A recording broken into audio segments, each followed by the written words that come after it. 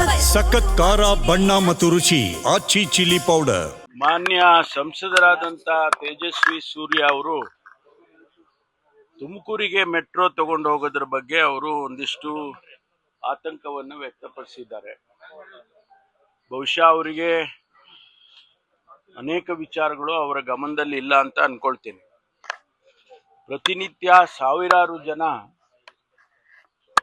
ತುಮಕೂರಿನಿಂದ ಪ್ರಯಾಣ ಮಾಡ್ತಾರೆ ಮತ್ತು ನೆಲಮಂಗಲ ಇರ್ಬೋದು, ದಾಬಸ್ಪೇಟೆ ಇರ್ಬೋದು, ಅಥವಾ ಕ್ಯಾತ್ಸಂದ್ರ ಇರ್ಬೋದು, ಈ ಭಾಗಗಳೇನಿದೆ ಇವೆಲ್ಲ ಬಹಳ ವೇಗವಾಗಿ ಬೆಳೀತಾ ಇದ್ದಾವೆ. ಕೈಗಾರಿಕೆ ಉದ್ದೇಶದಿಂದನೂ ಬೆಳೀತಾ ಇದ್ದಾವೆ. ಆಮೇಲೆ ಜನ ಮನೆಗಳು ಕಟ್ಕೊಂಡು ಅಲ್ಲಿ ಎಕ್ಸ್ಟೆನ್ಷನ್ಸ್ಗಳು ಮಾಡಿಕೊಂಡು ಅಲ್ಲಿ ಜೀವನ ಮಾಡ್ತಿದ್ದಾರೆ. ಯಾಕೆಂದ್ರೆ ಬೆಂಗಳೂರಿನಲ್ಲಿ ಒತ್ತಡ ಜಾಸ್ತಿ ಇದೆ. ನೀರಿಗೆ ಕಷ್ಟ, ಕರೆಂಟಿಗೆ ಕಷ್ಟ, ಓಡಾಡೋದಕ್ಕೆ ಟ್ರಾಫಿಕ್ಕು ಕಷ್ಟ, ಇದೆಲ್ಲ ನೋಡಿಕೊಂಡು ಅವರೆಲ್ಲ ಅಲ್ಲೆಲ್ಲ ಜೀವನ ಮಾಡ್ತಾರೆ. ಅದಕ್ಕೆ ನಾವು ಏನು ಯೋಚನೆ ಮಾಡಿದ್ವು, ತುಮಕೂರಿನಲ್ಲಿ ಈಗಾಗಲೇ ಏಷ್ಯಾದಲ್ಲೇ ಹೈಯೆಸ್ಟ್ ಇಂಡಸ್ಟ್ರಿಯಲ್ ಹಬ್ ದೊಡ್ಡದಾಗಿ ಒಂದು 20,000 ಎಕರೆ ಭೂಮಿಯಲ್ಲಿ ಮಾಡಿದ್ದಾರೆ, ನಡೀತಾ ಇದೆ. ಈಗಾಗಲೇ 150-200 ಇಂಡಸ್ಟ್ರೀಸ್ ಬಂದ್ಬಿಟ್ಟಿದೆ. ಫುಡ್ ಪಾರ್ಕ್ ಬಂದಿದೆ, ನಿಮ್ಸ್ ಬಂದಿದೆ, ಟೈಮೆಕ್ ಜಾಪನೀಸ್ ಫ್ಯಾಕ್ಟ್ರಿ ಬಂದಿದೆ. ಅಲ್ಲಿ ಜಪಾನ್ ಇವರಿಗೇನೆ ಜಾಪನೀಸ್ ಟೌನ್ಶಿಪ್ಗೆ ಕೂಡ ಜಾಗ ಕೊಟ್ಟಿದೆ. ಇಷ್ಟು ವೇಗವಾಗಿ ಅಭಿವೃದ್ಧಿ ಆಗ್ತಾ ಇರುವಾಗ ಅಲ್ಲಿಗೆ ನಾವು ಕನೆಕ್ಟಿವಿಟಿ ಬೇಕಲ್ವಾ? ಒಂದಲ್ಲ ಎರಡಲ್ಲ, ರಸ್ತೆ ಇರ್ಬೋದು, ಮೆಟ್ರೋ ಇರ್ಬೋದು, ಇನ್ನೊಂದು ರೈಲ್ ಇರ್ಬೋದು, ಇದೆಲ್ಲ ಕನೆಕ್ಟಿವಿಟಿ ಇದ್ರೆ ಬೆಂಗಳೂರಿಗೆ ಪ್ರೆಷರ್ ಕಡಿಮೆ ಆಗುತ್ತೆ ಅನ್ನುವಂಥ ಉದ್ದೇಶ. ನಮ್ಮ ಈ ಬೆಂಗಳೂರನ್ನ ಬೆಳೆಸುವಂತ ಸಂದರ್ಭದಲ್ಲಿ ನಾವೆಲ್ಲ ಯೋಚನೆ ಮಾಡಿದ್ದು ರಾಮನಗರ ಇರ್ಬೋದು, ಕೋಲಾರ ಇರ್ಬೋದು ಮತ್ತು ತುಮಕೂರು ಇರ್ಬೋದು, ಈ ಟೌನ್ಶಿಪ್ಗಳನ್ನ ಹತ್ತಿರದಲ್ಲಿರ್ತಕ್ಕಂಥ ಪಟ್ಟಣಗಳನ್ನ ಬೆಳೆಸಿದ್ರೆ ಬೆಂಗಳೂರಿಗೆ ಪ್ರೆಷರ್ ಕಡಿಮೆ ಆಗುತ್ತೆ ಮತ್ತು ಎಕ್ಸ್ಪ್ಯಾನ್ಷನ್ ಕೂಡ ಆಗುತ್ತೆ ಅಂತ ಹೇಳಿ ಉದ್ದೇಶ ಇಟ್ಕೊಂಡು ಮಾಡಿದ್ದೇವೆ.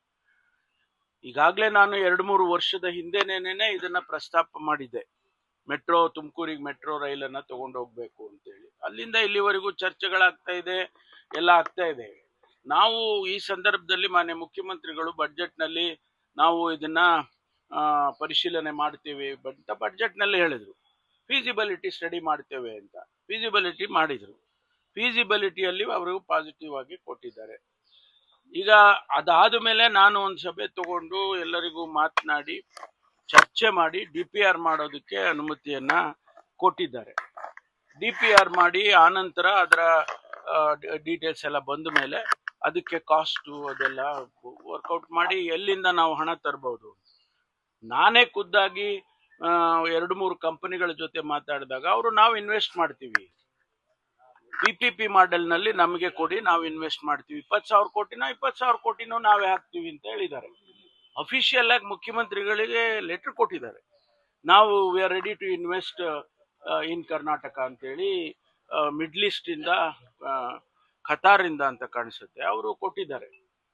ಇಷ್ಟೆಲ್ಲ ಆಗಿರುವಾಗ ಏನೂ ಅದರ ಹಿನ್ನೆಲೆನೂ ಅರ್ಥ ಮಾಡ್ಕೊಳ್ಳದೆ, ನನಗೆ ಗೊತ್ತಿಲ್ಲ ಯಾವ ಉದ್ದೇಶಕ್ಕೆ ತೇಜಸ್ವಿ ಸೂರ್ಯ ಅವರು ಆ ರೀತಿ ಹೇಳಿದ್ದಾರೆ ಗೊತ್ತಿಲ್ಲ. ನಾನು ಕೂಡ ಅವರ ಜೊತೆಯಲ್ಲಿ ಮಾತಾಡ್ತೇನೆ. ಯಾಕೆಂದ್ರೆ ಇದು ಸಂಘರ್ಷದ ಪ್ರಶ್ನೆ ಅಲ್ಲ. ಇದು ನನಗ್ ಬೇಕು ನಿಮಗ್ ಬೇಡ, ನಿಮಗ್ ಬೇಕು ನನಗ್ ಬೇಡ ಪ್ರಶ್ನೆ ಅಲ್ಲ. ಇದು ರಾಜ್ಯದ ಅಭಿವೃದ್ಧಿ ಮತ್ತು ನಮ್ಮ ಬೆಳವಣಿಗೆ ಅಭಿವೃದ್ಧಿ ದೃಷ್ಟಿಯಿಂದ ನಾವು ಇದನ್ನ ಯೋಚನೆ ಮಾಡಬೇಕು. ಇವತ್ತು ನಾವು ಅಧಿಕಾರದಲ್ಲಿದ್ದಾಗ ನಾವು ಹೇಳ್ಬಹುದು, ಇನ್ನೊಬ್ರು ಅಧಿಕಾರ ಇಲ್ಲದೆ ಇದ್ದಾಗ ಮತ್ತೊಂದು ಹೇಳ್ಬಹುದು. ಆ ರೀತಿ ಆದ್ರೆ ರಾಜ್ಯಗಳು ಬೆಳೆಯೋದಿಲ್ಲ. Karnataka is a very progressive state. ಎಲ್ಲರೂ ನಮ್ಮ ಕಡೆ ನೋಡ್ತಾ ಇದ್ದಾರೆ. ಬೆಂಗಳೂರಿನ ಸುತ್ತಮುತ್ತ ಎಲ್ಲರೂ ನೋಡ್ತಾ ಇದ್ದಾರೆ. ತುಮಕೂರು 60 ಕಿಲೋಮೀಟರ್ ದೂರ ಏನು. ಈಗ ನಾನು ಅನೇಕ ದೇಶಗಳಲ್ಲಿ ಹೋಗಿದ್ದೇನೆ. ಇಂಟರ್ನ್ಯಾಷನಲ್ ಏರ್ಪೋರ್ಟ್ಗೂ 70 ಕಿಲೋಮೀಟರ್. ಈಗ ಟೋಕಿಯೋದಲ್ಲಿ ನರಿಟಾ ಏರ್ಪೋರ್ಟ್ 70 ಕಿಲೋಮೀಟರ್ ಇದೆ. ಈ ಮಲೇಷ್ಯಾದಲ್ಲಿ ಕೋಲಾಲಂಪುರಿಂದ ಸಿಟಿ ಸೆಂಟರ್ಗೆ 60 ಕಿಲೋಮೀಟರ್ ಇದೆ. 20 ನಿಮಿಷದಲ್ಲಿ ಹೊಟ್ಟೋಗ್ತಾರೆ ಅವರು. ಅಂತ ಫಾಸ್ಟ್ ಟ್ರೈನ್ಸ್ ಎಲ್ಲ ಹಾಕಿದ್ದಾರೆ. ಆ ರೀತಿ ನಾವು ಪಾಸಿಟಿವ್ ಆಗಿ ಯೋಚನೆ ಮಾಡಬೇಕೆ ವಿನಃ ನಾವು ಆ ರೀತಿ ನೆಗೆಟಿವ್ ಆಗಿ ಯೋಚನೆ ಮಾಡಬಾರ್ದು. ವಿರೋಧ ಮಾಡ್ತಾರೆ ನೋಡಿ. ಅವರು ಕಳೆದ 1 ವರ್ಷದ ಮೇಲೆ ಅವರು ಇದು ನಡೆದಿದೆ. ಸುಮಾರು 187 ಬಾರಿ ಅಕೌಂಟ್ ಅಲ್ಲಿ ಟ್ರಾನ್ಸಾಕ್ಷನ್ಸ್ ಆಗಿದ್ದಾವೆ. ಅವ್ರು ಯಾವಾಗಾದ್ರೂ ಹೇಳ್ಬೋದಾಗಿತ್ತು. ಅವ್ರು ಹೇಳಿದ್ದಿದ್ರೆ ಅವ್ರು ಸ್ವಲ್ಪ ಹಣ ಆದ್ರೂ ಉಳಿತಾ ಇತ್ತೇನೋ ಕಾಣಿಸುತ್ತೆ. 30 ಕೋಟಿ ಹಣ ಟ್ರಾನ್ಸ್ಫರ್ ಆಗಿದ ಮೇಲೆ ಅವರಿಗೆ ರಿಯಲೈಸ್ ಮಾಡ್ಕೊಂಡಿದ್ದಾರೆ ಅಂತಂದ್ರೆ ಅದು ಯಾವ ಇದರಲ್ಲಿ ಎಷ್ಟು ಮಟ್ಟಿಗೆ ಅವರು ಎಫೆಕ್ಟ್ ಮಾಡಿದ್ದಾರೆ ಅಂತ ಅನ್ಸುತ್ತೆ.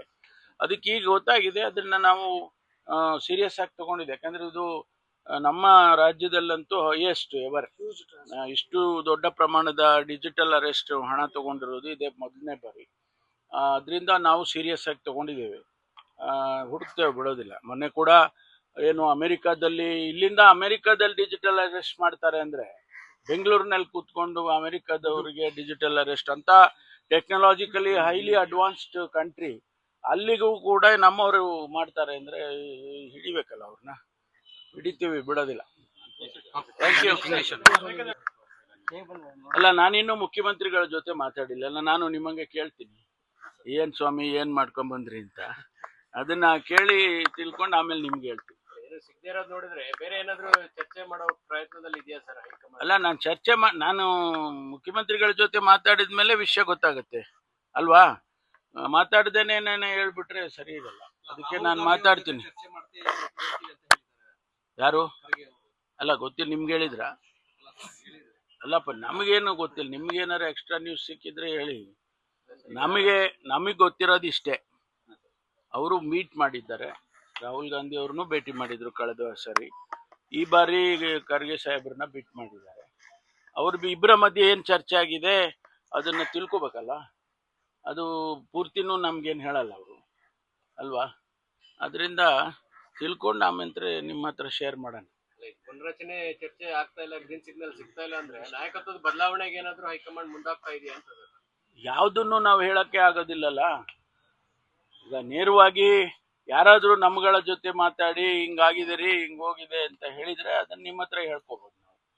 ಅದರಿಂದ ನಾವು ಅಲ್ಲಿ ಚರ್ಚೆ ಮಾಡದೆ ಹೊರತು ನಾವು ಸುಮ್ಮನೆ ಹೇಳಿದ್ರೆ ಸ್ಪೆಕ್ಯುಲೇಷನ್ ಆಗುತ್ತೆ. Thank you. ಇಲ್ಲ, ನಾನು ಏಕ್ದಮ್ ಅವರನ್ನ ಅಭಿವೃದ್ಧಿಗೆ ವಿರೋಧವಾಗಿದ್ದಾರೆ ಅಂತ ಹೇಳಕ್ ಹೋಗಲ್ಲ. ಅವರು ಅಭಿವೃದ್ಧಿಗೆ ವಿರೋಧ ಬಿಜೆಪಿಯವರು ಅಂತಾನು ಹೇಳಕ್ ಹೋಗಲ್ಲ ನಾನು. ಯಾಕೆಂದ್ರೆ ಅವರ ನಡತೆಗಳಿದಾವಲ್ಲ, ಅದು ಜನ ತೀರ್ಮಾನ ಮಾಡ್ತಾರೆ. ನಮಗೆ ಬೆಂಗಳೂರು ಕರ್ನಾಟಕ ಅಭಿವೃದ್ಧಿ ಆಗ್ಬೇಕಾದ್ರೆ ಇವೆಲ್ಲ ಬೆಳವಣಿಗೆ ಆದ್ರೆ ಕರ್ನಾಟಕ ಅಭಿವೃದ್ಧಿ ಆಗುತ್ತೆ. ಇಂಡಸ್ಟ್ರಿಯಲ್ ನಲ್ಲಿ ಆಗತ್ತೆ, ಮತ್ತು ಎಜುಕೇಶನ್ ಇಂಡಸ್ಟ್ರಿಯಲ್ಲಿ. ಯಾಕೆ ಬೆಂಗಳೂರಿಗೆ ಓದಕ್ ಬರ್ತಾರೆ? ಕರ್ನಾಟಕಕ್ಕೆ ಯಾಕೆ ಇಂಜಿನಿಯರಿಂಗ್ ಓದಕ್ ಬರ್ತಾರೆ, ಮೆಡಿಕಲ್ ಓದಕ್ ಬರ್ತಾರೆ? ಬೇರೆ ಬೇರೆ ರಾಜ್ಯದಲ್ಲೆಲ್ಲ ಮೆಡಿಕಲ್ ಕಾಲೇಜ್ ಇದೆ, ಇಂಜಿನಿಯರಿಂಗ್ ಕಾಲೇಜ್ಗಳಿದಾವೆ. ಅಲ್ಲಿ ಯಾಕೆ ಹೋಗೋದಿಲ್ಲ ಹೆಚ್ಚು ಜನ? ಇಲ್ಲಿಗೆ ಯಾಕೆ ಬರ್ತಾರೆ? ಇಲ್ಲಿ ಕ್ವಾಲಿಟಿ ಎಜುಕೇಶನ್ ಸಿಕ್ಕತ್ತೆ, ಒಂದು ಅಂತಾರಾಷ್ಟ್ರೀಯ ಮಟ್ಟಕ್ಕೆ ಇಂಟರ್ನ್ಯಾಷನಲ್ ಲೆವೆಲ್ಗೆ ಎಜುಕೇಶನ್ ಸಿಗ್ತಾ ಇದೆ ಅಂತ ಇಲ್ಲಿ ಬರ್ತಾರೆ.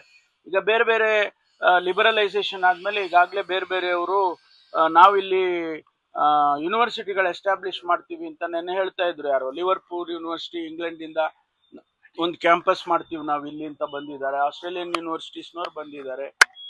ಸಾಕಷ್ಟು ಕೊಲಾಬರೇಷನ್ ಕೂಡ ಆಗುತ್ತೆ. ಹಾಗಾಗಿ ಕರ್ನಾಟಕದ ಬೆಳವಣಿಗೆ ದೃಷ್ಟಿಯಿಂದ ನೋಡ್ಬೇಕೆ ವಿನಃ ನಾವು ಬೇರೆ ದೃಷ್ಟಿಯಿಂದ ನೋಡಬಾರ್ದು. ಭೇಟಿಯಾಗಿದ್ದಾರೆ ಸರ್.